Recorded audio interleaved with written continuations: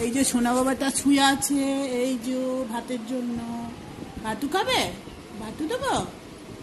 ভাতু খাওয়ার জন্য শুয়ে আছো? খিদে পেয়েছে বাবাটা? সোনাটাকে খেতে দেবো? আসো, এই যে ওর ভাত দিচ্ছি।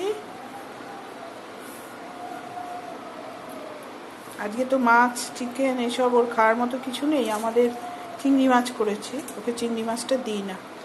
ওই জন্য যখন ওইসব করি, চিংড়ি মাছ বা অন্যান্য ঝাল টাল কিছু, ওটা আলাদা করি। আর চিংড়ি মাছ তো ওকে দিই না একদমই। চিংড়ি মাছ যখন করি তখন ওকে টক দই দিয়ে ভাত দিই।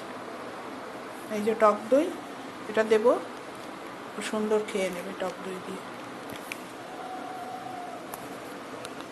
ওই দেখুন আসছে। শুনে ভাতু খাবে? ভাতু ভাতু খাবে টক দই দিয়ে। খাও, খাও।